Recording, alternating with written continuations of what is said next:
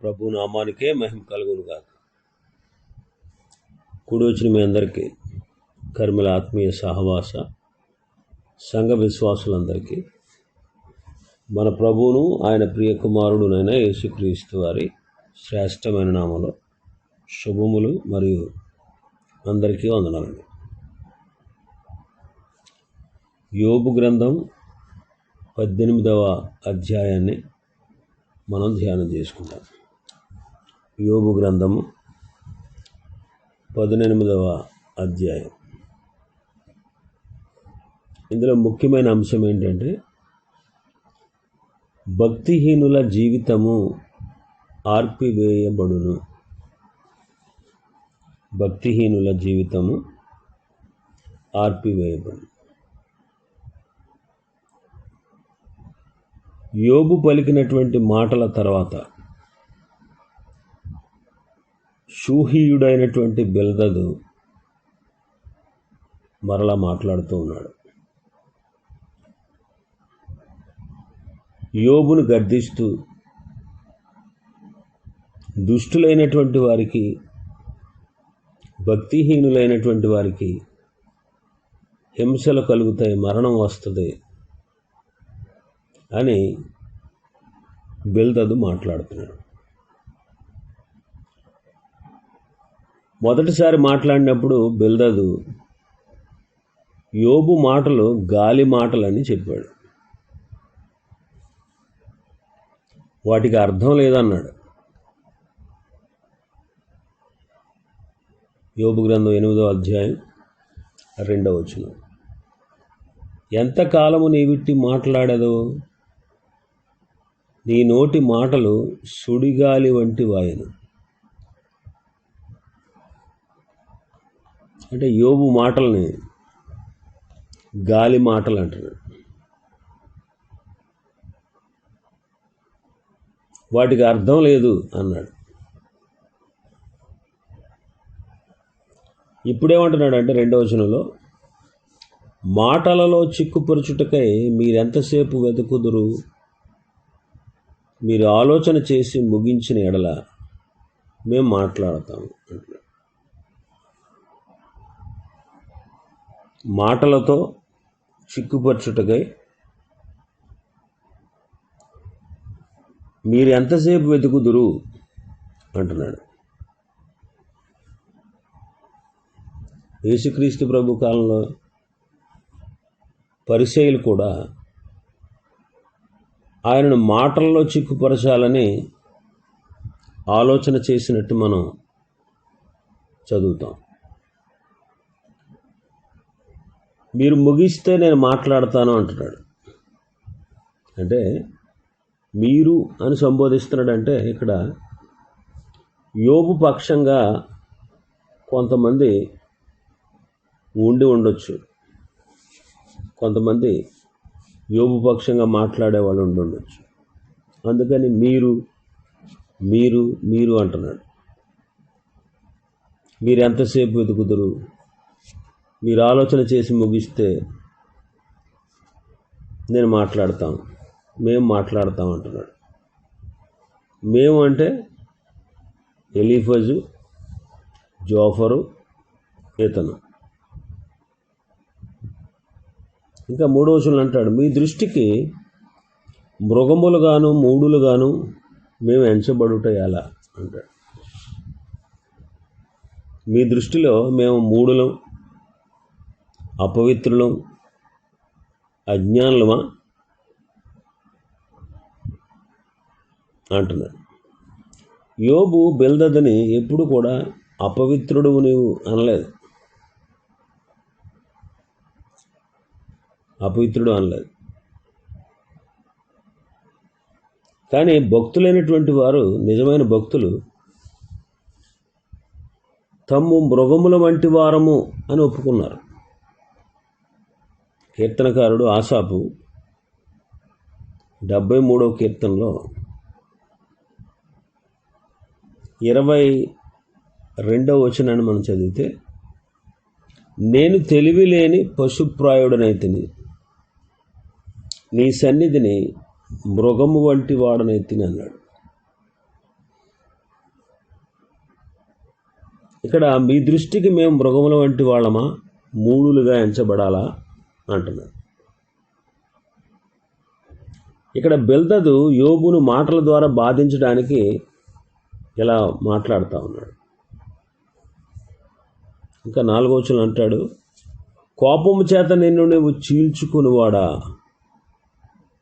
నీ నిమిత్తము భూమి పాడుగా చేయబడాలా, నీ నిమిత్తము కొండ దాని స్థానం తప్పుతుందా అంటాడు. అంటే నిన్ను నువ్వు చీల్చుకుంటూ దేవుడే చీల్చుచున్నాడు అంటున్నాడు. బిల్దద్ అనేది ఏంటంటే, యోబు తన మిత్రుల జ్ఞానాన్ని తిరస్కరించుట ద్వారా తనకు తానే హాని కలగజేసుకుంటున్నాడు. నీ నిమిత్తం భూమి పాడు పెట్టబడద్దా అంటున్నాడు. అంటే దీని అర్థం ఏంటంటే, యోబుకి ఈ బాధ కలిగింది కాబట్టి దేవుడు భూమిపై ఉన్న కొండల స్థానం తప్పిస్తాడా అని. ప్రకృతి ధర్మం తన ఇష్ట ప్రకారం నడుస్తుందని అనుకుంటున్నావా అంటున్నాడు బిల్దదు. యోబును శపించడానికి పూనుకున్నాడు. మొదటి నుంచి అతడు నిందిస్తూ ఉన్నట్టే ఇప్పుడు కూడా నిందిస్తూ ఉన్నాడు. నిజానికి యోబు బాధ గురించి దేవుడు ఆసక్తి కలిగి ఉన్నాడు. సైతాను శక్తిని తన ఆధీనంలో ఉంచుకున్నాడు ఆయన. చివరికి ఆయనే వచ్చి యోబుకు ఉపదేశం చేసి సహాయం చేయబోతూ ఉన్నాడు.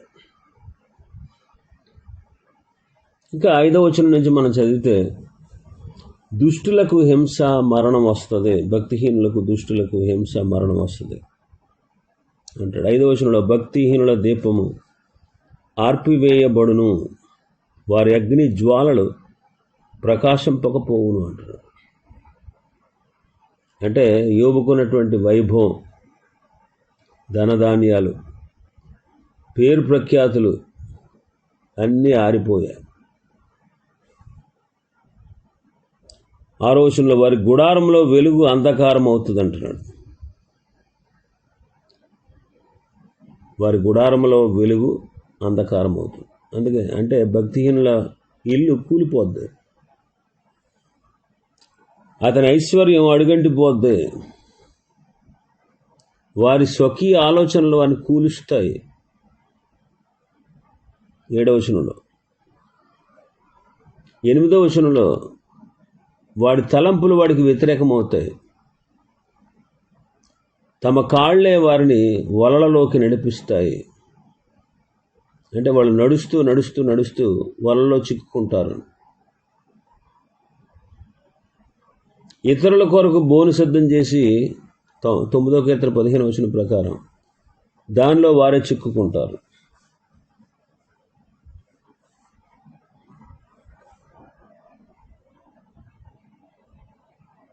ఇంకా వారి చిక్కించుకొనుటకే ఉరి నేలను ఉంచబడుద్ది, వారిని పట్టుకోవడానికి త్రావులు ఉచ్చు పెట్టబడుద్ది. 11వ వచనంలో, నలుదిక్కుల భీకరమైనవి వారికి భయం కలుగజేస్తాయి, భయములు వారిని వెంటాడి వారిని తరుముతాయి, వారి బలం క్షీణించిపోద్ది, వారిని కూల్చుటకు ఆపద కాచి ఉంటుంది.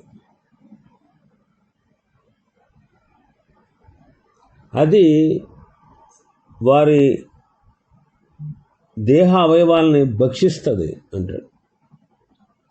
12వ వచనంలో, మరణ జ్యేష్ఠుడు వారి అవయవములను భక్షించును అంటాడు. మరణ జ్యేష్ఠుడు అంటే రోగములన్నిటిలో కూడా పెద్ద రోగం అన్నమాట. కుదర్చబడని అవయవాలను తినేసి చంపేసేటువంటి కుష్టి రోగం అన్నమాట. 14వ వచనంలో చూస్తే, వారి ఆశ్రయమని వారి గుడారంలో నుండి పెరికివేయబడతారు, నిలువ నీడ లేకుండా నిరాశ్రయులైపోతారు. అన్యులైన వారు వారి గుడారంలో నివాసం చేస్తారంటాడు 15వ వచనం. వారి నివాస స్థలం మీద గంధకం చల్లబడద్దంట. 16వ వచనం. వారి క్రిందన ఉన్నటువంటి వేళ్ళు ఎండిపోతాయి, పైన కొమ్మలు నరకబడతాయి. ఇంకా 18వ వచనంలో వారు భూమి మీద నుంచి తరం పడతారు,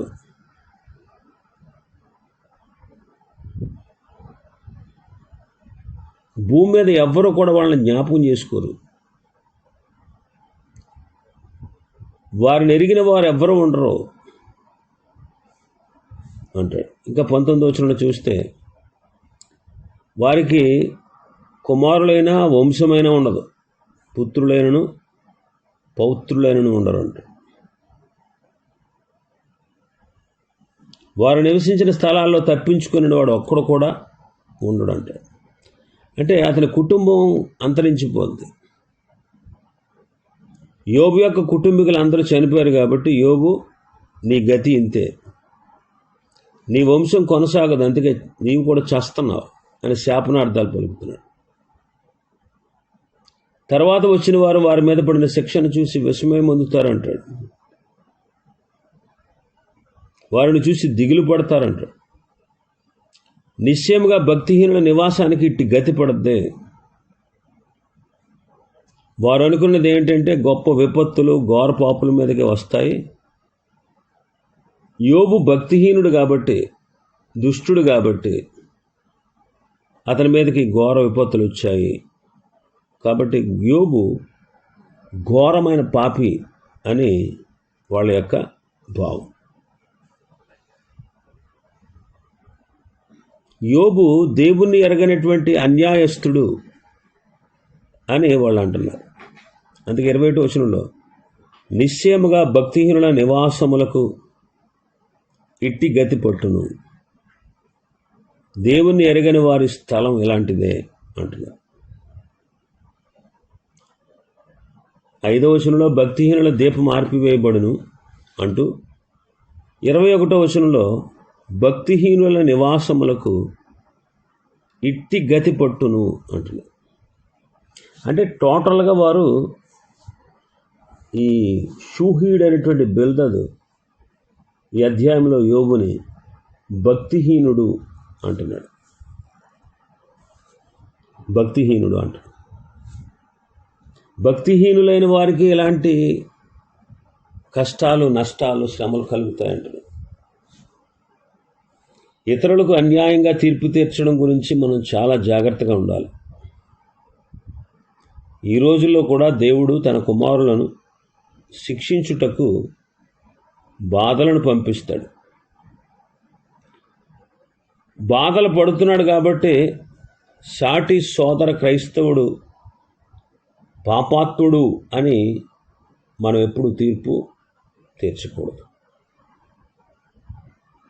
యాక్చువల్గా యోబు భక్తి గలవాడు, దేవుణ్ణి ఎరిగినవాడు, దైవ భయం కలిగినవాడు. తన జీవన విధానాన్ని చూస్తే భక్తిహీనుల లక్షణాల్లో ఒకటి కూడా అతనిలో లేదు, యోబులో. కానీ ఇక్కడ నీవు భక్తిహీనుడు కాబట్టి నీకు ఇలాంటివి జరుగుతూ ఉన్నాయంట. యాక్చువల్గా భక్తిహీనులకి కొన్ని లక్షణాలు ఉంటాయి. భక్తిహీనులకి కొన్ని లక్షణాలు కీర్తనకారుడు కీర్తనల గ్రంథంలో మనం చూస్తాం భక్తిహీనుల లక్షణాలు.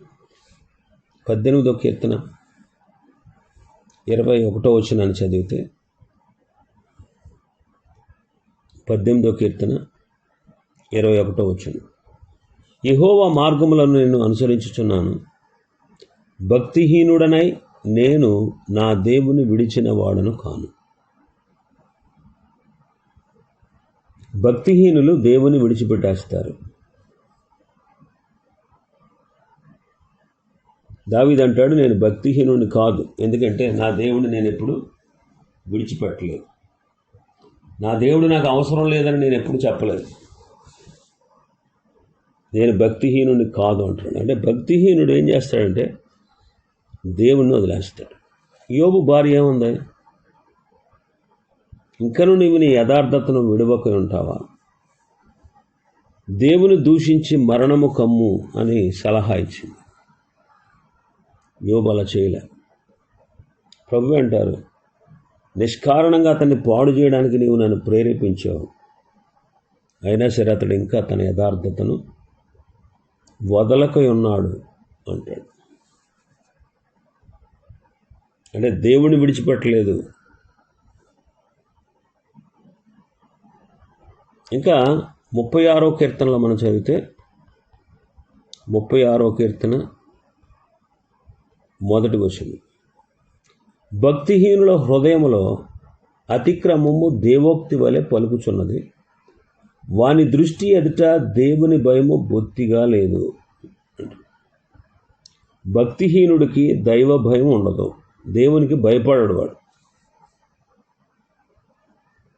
కానీ యోబు భక్తిహీనుడు కాదు, భక్తి గలవాడు. ఎందుకంటే దేవునికే భయపడ్డాడు.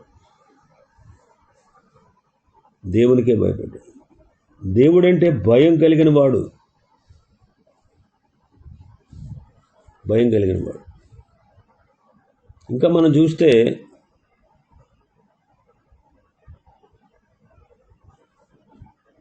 37వ కీర్తన 12వ వచనం చదివితే, భక్తిహీనులు నీతిమంతుల మీద దురాలోచన చేయుదురు, వారిని చూచి పండ్లు కొరుకుదురు.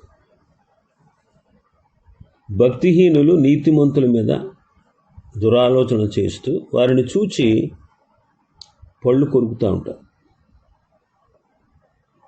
భక్తిహీనుల పని అది. నీతిమంతుల మీద కోపంతో ఉంటారన్నమాట, బహు కోపంతో ఉంటారు. నీతిగా బ్రతికే వాడిని చూసినప్పుడు వారి కడుపు మంటగా ఉంటుంది, కడుపు మంటగా ఉంటుంది. నీతిగా బ్రతుకుతున్నటువంటి వాళ్ళని చూసినప్పుడు భక్తిహీనులకి బాధ కలుగుద్ది, కడుపు మంటగా ఉంటుంది. వాళ్ళని చూసి పళ్ళు కొరుకుతూ ఉంటారు. చూడండి, చాలామంది భక్తి గల వారిని చూసి, భక్తి చేసేవారిని చూసి భక్తిహీనులైన వారే సెటైర్లు వేస్తారు, కామెంట్స్ చేస్తారు, వాళ్ళ మీద లేనిపోనివన్నీ సృష్టిస్తారు, వాళ్ళ గురించి చెడ్డగా ప్రచారం చేస్తారు. అలాంటి వాళ్ళు భక్తిహీనులు. యోబు ఎప్పుడు కూడా తన స్నేహితుల్ని నిందించలేదు. యోబు జీవన విధానాన్ని చూస్తే యోబు జీవితం ఎంతో అద్భుతమైనది. రాబోయే అధ్యాయాల్లో మనం అతనికి ఉన్నటువంటి గుణగణాలను మనం చూడవచ్చు, గుణగణాలను చూడవచ్చు. 58వ కీర్తనలోకి వస్తే 58వ కీర్తన 3వ వచనం,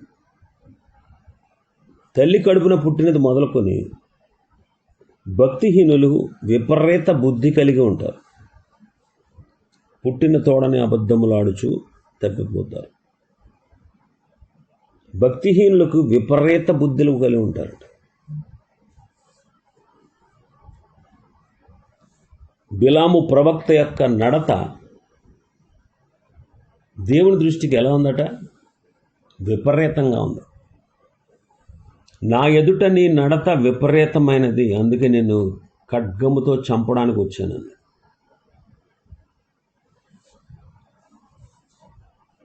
విపరీతమైనటువంటి బుద్ధులు కలిగి ఉంటారు. విపరీతమైన 73వ కీర్తనలోకి వస్తే 73వ కీర్తన 3వ వచనం నుంచి మనం చదివితే 6వ వచనంలో గర్వం ఉంటుందంట. వారు గర్వాన్ని కంఠహారం వల్ల ధరించుకుంటారు, వస్త్రం వలె బలత్కారం ధరించుకుంటారు. గర్వం ఉంటుంది. యోబుకి గర్వం లేదు. 8వ వచనంలో ఎగతాళి చేస్తారు, ఎగతాళి చేస్తారు. 9వ వచనంలో వాళ్ళ నాలుక భూసంచారం చేస్తుంది. 11వ వచనంలో దేవుణ్ణి వాళ్ళు తిరస్కరిస్తారు. దేవుడు ఎట్లు తెలుసుకుంటాడు, అసలు మహోన్నతుడికి తెలివుందా అని వాళ్ళు అంటారంట. 75వ కీర్తన 5వ వచనాన్ని చదివితే పొగరు పట్టిన మాటలు మాట్లాడతారు. పొగరు పట్టిన మాటలు, వాళ్ళు ఏం మాట్లాడుతున్నారో వాళ్ళకే తెలియదు. పొగరు పట్టిన మాటలు అన్నమాట. ఇలాంటి వాళ్ళందరూ భక్తిహీనులు. మరి ఇక్కడ షూహీడైన బిల్దదు యోబుని ఏమంటున్నాడు? నీవు భక్తిహీనుడు అంటున్నాడు. నీవు భక్తిహీనుడు. భక్తిహీనులకే ఇలాంటి గతి పడద్ది అని యోబుకు కలిగినటువంటి విపత్తుల గురించి మాట్లాడుతూ, ఇదిగో అందుకే నీ ఇల్లు ఇలా అయిపోయింది, నీ బిడ్డలు ఇలా పాడైపోయారు, నీ జీవితం ఇలా నాశనం అయిపోయింది, నువ్వు చావడానికి సిద్ధంగా ఉన్నావు, నీ కుదరని రోగం, పెద్ద రోగం వచ్చింది అంటూ యోబును నిందిస్తూ ఉన్నాడు. కానీ యోబు భక్తిహీనుడు కాదు. భక్తిహీనుడు కాదు. యోబుకు కలిగినటువంటి శ్రమలు, కష్టాలన్నీ కూడా ప్రభు ఒప్పుకున్నవే, ప్రభు అనుమతితో వచ్చినవే. అందుకే ఇవన్నీ చివరకు యోబుకు ఆశీర్వాదకరంగా మార్చబడ్డాయి. ఇది ఈ అధ్యాయం ఉన్నటువంటి విషయాలు. ప్రభు చిత్తమైతే మరొక అధ్యాయాన్ని రేపు దినం ప్రారంభించుకుందాం. దేవుడి వర్తమాన వాక్యాన్ని మన వెలికిడిలో ఆశీర్వదించును గాక. ఆమేన్.